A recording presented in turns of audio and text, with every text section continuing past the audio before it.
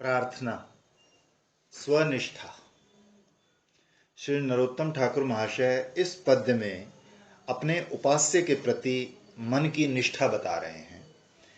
पहले श्री श्री निताई गौर एवं युगल किशोर के प्रति निष्ठा की बात करते हैं कि धन मोर नित्यानंद, पति मोर गौर चंद्र, प्राण मोर युगल किशोर।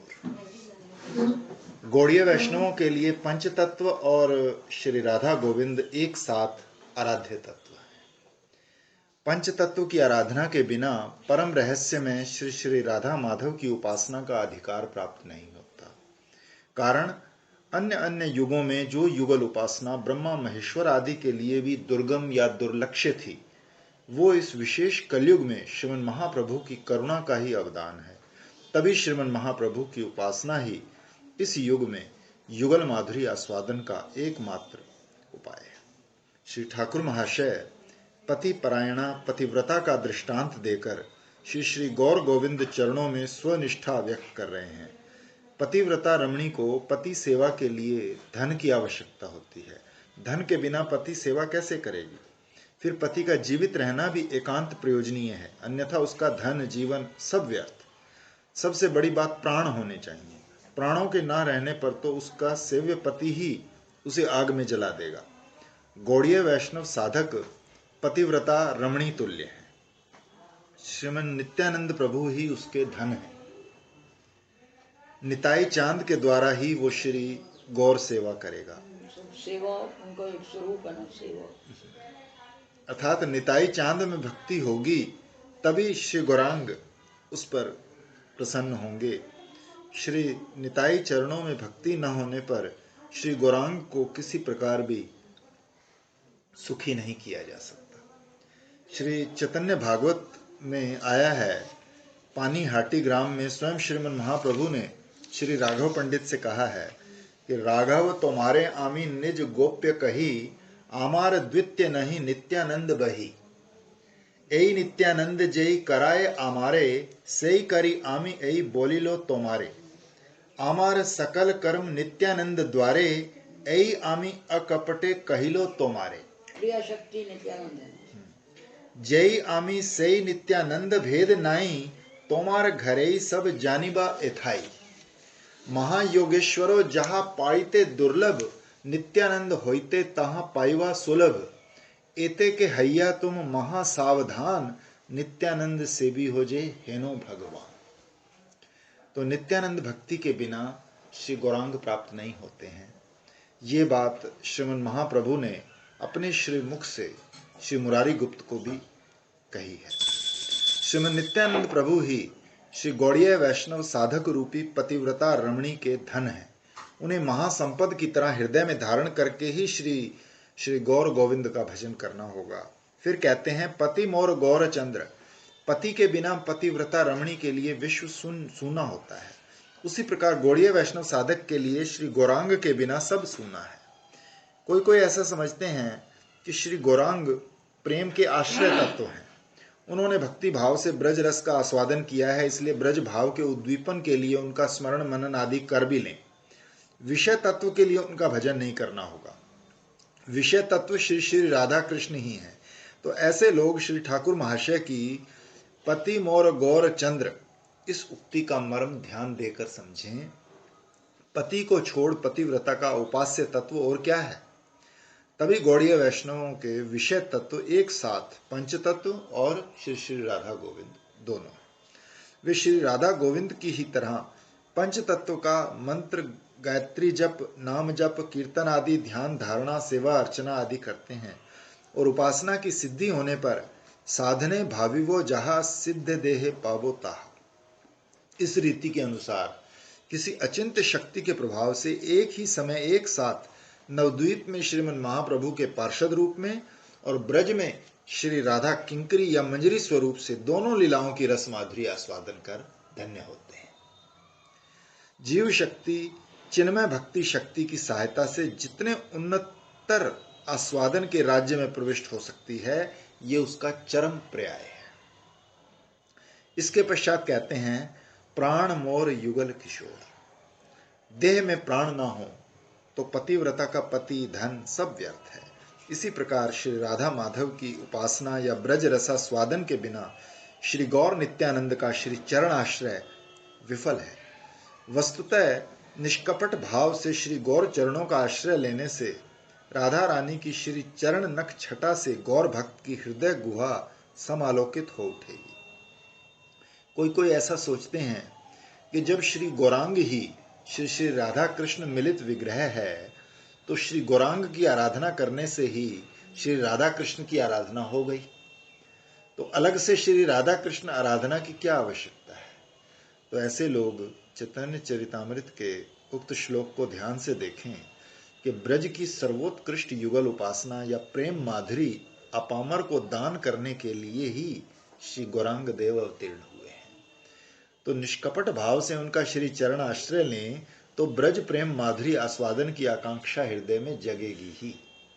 ऐसे इस्कॉन में यही कहते थे, इस्कॉन में हम जब गौर निताई थे ना तो यही कहते थे कि गौर की कर लिए तो राधा कृष्ण की होगी, राधा कृष्ण की अलग से करने की जरूरत नहीं है। अपना अपना श्री निताई चांद की करुणा से श्री करने गौर के लिए तो हम करते हैं कि भी उसके अलग करो, उसके करो, फिर उनके करो, इसलिए महाप्रभु कर लिए तो सबके हो गए। वो तो मैं भी करती हूँ, हम भी अलग अलग नहीं करते। ये एक बार राधा रमन में कथा हो रही थी भटकी की, तो वहाँ ये बात आई थी, तो मैंने कहा कि सब 38 जिन महाप्रभु के हैं वो कर लिए, तो उन्होंने कहा ठीक है। इस विषय में श्री निताई चांद की करुणा से श्री गौर चरणों की प्राप्ति और श्री गौर कृपा से अति विचित्र युगल माधुरी रसास्वादन की प्राप्ति होती है। इस विषय में चरम दृष्टांत हैं श्रीमद रघुनाथ दास गोस्वामी पाद। यद्यपि ये ब्रज की नित्य सिद्ध किंकरी और महाप्रभु के प्रिय पार्षद हैं, साधक जीव नहीं हैं, तथापि उन्होंने साधक की तरह स्वयं आचरण कर जग जन को इस भजन कौशल की शिक्षा दी है। अतुल राज वैभव के अधिकारी श्री हिरण्य गोवर्धन के एकमात्र पुत्र श्री रघुनाथ श्री गौर चरण प्राप्ति के लिए अधीर उत्कंठा से व्याकुल हो गए थे और निदारुण बंधन में पड़ गए थे। ये जानकर कि श्री निताई चांद की करुणा के बिना श्री गौर चरण प्राप्ति सर्वथा असंभव है, वो पानी हाटी श्रीमद नित्यानंद प्रभु के निकट पहुंचे। तो दैन्य से भरकर दूर से उनके चरणों में प्रणत हुए, तो सेवक ने उनकी बात प्रभु निताई चांद की बताई। श्री निताई चांद ने श्री रघुनाथ को चोर कहा। मेरा दान मेरे पूछे बिना तू लूटना चाहता है, तो उसने तभी तो उससे भंडारा कराया ना। आज भी हम भी मनाया करते थे पहले ना, चोर बहुत बार दही केला और वो मिला के दही चूड़ा, हाँ दही में केला संतरा कुछ ऐसा डाल के दंड महोत्सव बड़ा अच्छा बनता है। राधा कुंड बनता है दंड उस महोत्सव। दिन हाँ धीरे धीरे शिथिलता अच्छा बनता है। 41 दिन 31 दिन का होता है दंड बहुत बार महोत्सव। बनाया हमने, सामने घर में भी बनाया था, उधर भी बनाते रहे बहुत। चोर दूसरे का धन गुप्त रूप से लेने की चेष्टा करता है, उसी प्रकार रघुनाथ ने निताई का धन गौर चरण उन्हें बताए बिना गुप्त रूप से राधा कुंड पाने में बहुत का बड़ा उत्सव होता है। वो शांतिपुर में भी होता है, शांतिपुर वो में। दूसरा है। वो दूसरा है। जेठ के महीने में होता है यहाँ पे राधा कुंड में 41 दिन का दंड महोत्सव। तो इस चोरी के लिए निताई चांद ने उन्हें जो दंड आदेश किया वो भी अति अपूर्व। एक तो निताई चांद की करुणा, कहते हैं घड़े के घड़े दही दूध के आ गए वहाँ।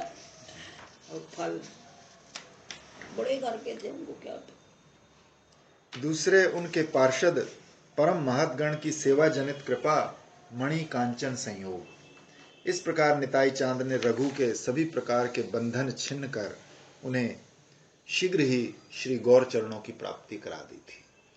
निताई चांद की करुणा से पुष्ट रघुनाथ सपार्षद महाप्रभु की अजस्र करुणा धारा में स्नान कर धन्य हुए थे। श्रीमन महाप्रभु के अंतर्धान के पश्चात श्री रघुनाथ ब्रज में आगमन कर ब्रज मुकुटमणि श्री राधा कुंड का आश्रय लेकर श्री राधा पाद पद्मों की प्राप्ति की लालसा में कैसे तन्मय हुए थे। फिर कहते हैं, अद्वैत आचार्य बल गदाधर मोर कुल नरहरि विलसई मोर। गौर को लाने वाले ठाकुर श्री अद्वैत आचार्य ही बल या शक्ति है। देह में शक्ति ना हो तो पति सेवा नहीं होती, प्राण शक्ति भी दुर्बल क्षीण पड़ जाती है। उसी प्रकार जिनकी करुणा से जग जन ने श्री गौर सुंदर प्राप्त किए हैं, ब्रज रस साधना का सौभाग्य पाया है, उनकी आराधना के बिना अकृतज्ञता दोष के कारण साधक की अंतरात्मा कलुषित हो जाएगी। वो गौर कृपा या ब्रज प्रेम कुछ भी पाने में समर्थ नहीं होगा। श्रीमन महाप्रभु ने अपने श्रीमुख से रूप सनातन से कहा, प्रेम भक्ति वांछा यदि करहो एखने, तबे धरी पड़ो एई अद्वैत चरणी। इसलिए गौड़ीय वैष्णवों के लिए श्री गौर कृष्ण सेवा की मूल शक्ति श्री अद्वैताचार्य को आराधना एकांत अपेक्षित है। फिर कहते हैं, गुरु जी कोई घुसने लगता ना क्राउड में से तो क्या करते, अरे यहाँ की हुंकार ऊपर तक पहुँचती है और भगवान को दौड़े आना पड़ता है, तुम वहीं से प्रणाम। फिर हमारी आदत है बहुत पीछे बैठने की, तो कहते ओ देखो वो जूतों में बैठी हुई है। वो वहीं बैठे सब लूट रही है। वो वहीं बैठे सब लूट रही है। देखो वो जूतों में बैठी हुई है।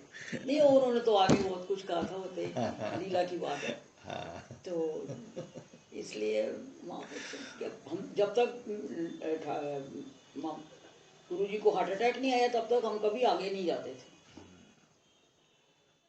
हार्ट अटैक आया तो फिर हमको पास रहना पड़ता था।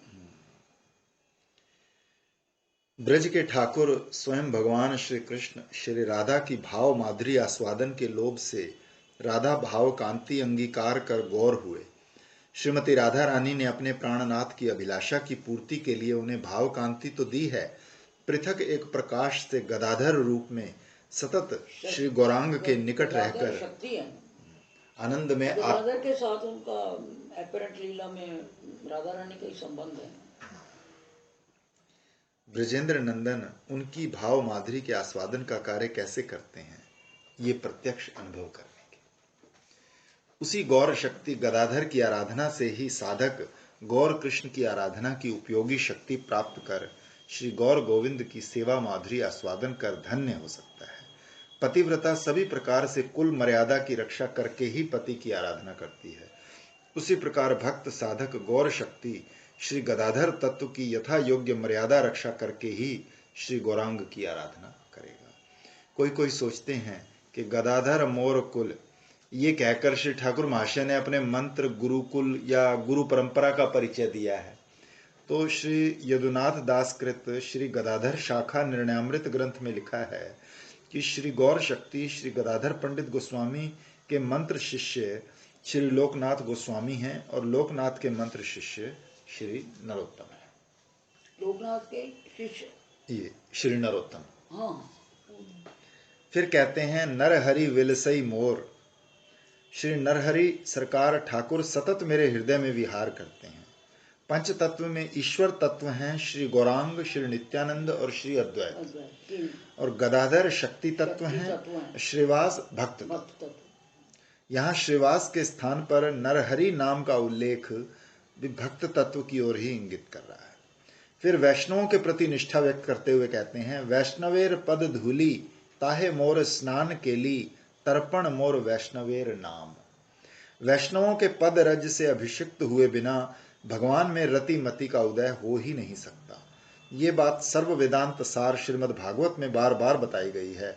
जैसे नित्य स्नान से देह मन पवित्र होते हैं, स्वस्थ रहते हैं, वैसे ही भक्ति कामी साधक वैष्णवों की श्री चरण रज नित्य अंग पर लगाकर अपने भजन विग्रह को पवित्र और स्वस्थ रखे। केली शब्द से समझा जाएगा कि उस रज का सेवन महा आनंद के साथ या सुख का अनुभव करके किया जाना चाहिए। उसमें लेश मात्र घृणा, लज्जा या संकोच का अनुभव नहीं होना चाहिए। और की तो बात क्या, स्वयं श्रीमन महाप्रभु ने भक्तों की चरण धूली लेकर विश्व साधकों को शिक्षा दी है कि भक्ति पाने के लिए ये एकांत अपेक्षित है। सभार चरण धूली लय विशंभर, तर्पण मोर वैष्णवेर नाम। मनु संहिता में पितृ यज्ञ को तर्पण कहा गया है। पितृ ऋण शोधन के लिए मनु संहिता ने पितृ तर्पण का विधान दिया है। जो लोग भक्ति पथ का आश्रय लेकर भगवत चरणों में शरणागत हुए हैं, वे देव, ऋषि और पिता आदि के निकट कभी ऋणी नहीं रहते।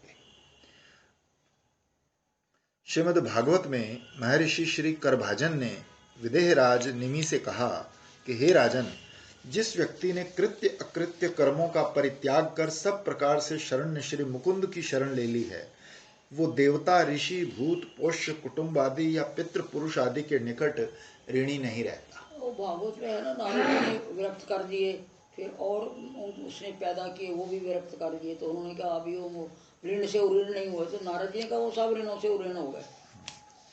जिस कुल में एक वैष्णव अवतीर्ण हो जाता है, उस वंश के पितृ पुरुष महाआनंद में नृत्य करते हैं। अतः श्री ठाकुर महाशय कहते हैं कि वैष्णवों का नाम कीर्तन ही मेरा पितृ तर्पण है। फिर कहते हैं, विचार करिया मने भक्ति रस आस्वादने मध्यस्थ श्री भागवत पुराण। यदि विचार करके देखें तो समझ में आएगा कि सर्व वेदांत सार श्रीमद् भागवत ही भक्ति रसास्वादन के मामले में मध्यस्थ या पंच है। श्रीमद् भागवत ब्रह्म सूत्र का प्रकृत अर्थ निर्णायक शास्त्र है। इन समस्त सूत्रों का प्रकृत तात्पर्य क्या है, किस गंभीर उद्देश्य को लेकर ब्रह्म ऋषि वेद व्यास ने इन सूत्रों का प्रणयन किया है, इस बात को लेकर महानुभाव आचार्यों में भी मत वैषम्य देखा जाता है। और आचार्य शंकर ने भी इन सब सूत्रों के जो अर्थ ग्रहण किए हैं, श्रीपाद रामानुजन ने उसका ठीक विपरीत अर्थ किया है। श्री मध्वाचार्य, निम्बार्क आदि आचार्यों में इन सूत्रों के तात्पर्य को लेकर काफी मतभेद भी देखा जाता है। सूत्रकर्ता महामुनि वेद व्यास जी कहते हैं, श्रीमद् भागवत ही वेदांत का प्रकृत अर्थ ग्रंथ है, सभी प्रकार से इसी का अवलंबन करना है। ये महाभारत का भी अर्थ निर्णायक ग्रंथ है, यहाँ तक कि वेद सार गायत्री का भी ये भाष्य स्वरूप है। इसमें वेद वाक्यों को उत्तम रूप से सजाया गया है। ये पुराण शिरोमणि या महापुराण है, साक्षात भगवान द्वारा प्रकाशित है। इसलिए ब्रह्म ऋषि वेद व्यास ने इसे निगम कल्प तरु का सुपरिपक्व रसमय फल कहा है। इसलिए जो संसार बंधन छिन्न कर भजन रस या भक्ति रसास्वादन से धन्य होने की इच्छा रखते हैं, उन्हें श्रीमद् भागवत की सुधा में कृष्ण कथा से अवश्य ही परिचित होना होगा। भक्ति रसास्वादन में ऐसा महत्वपूर्ण मध्यस्थ या पंच अथवा निर्भर योग्य शास्त्र विश्व में और कोई नहीं। बोले कि एक भागवत अवश्य सुननी चाहिए। वैष्णव के नाम के श्रवण कीर्तन से हृदय उल्लसित हो उठता है। कारण वैष्णव भक्ति भगवत प्राप्ति का अव्यभिचारी उपाय है। वृंदावनेर चबुतारा का अर्थ है कि सखी श्री राधा माधव का मिलन स्थान महायोग पीठ अथवा वृंदावन में वो सब रत्नमय चतवर या वेदिकाएं जिनके ऊपर श्री राधा माधव बैठकर सखियों के साथ हास परिहास रस में मग्न होते हैं। कुछ लोग चबुतारा या चतवर को रास स्थली भी समझते हैं। श्री राधा माधव के अति रस में लीला विलास स्थान को मन सतत घेरे रहे, अर्थात उसे छोड़कर अन्य कहीं निविष्ट ना हो।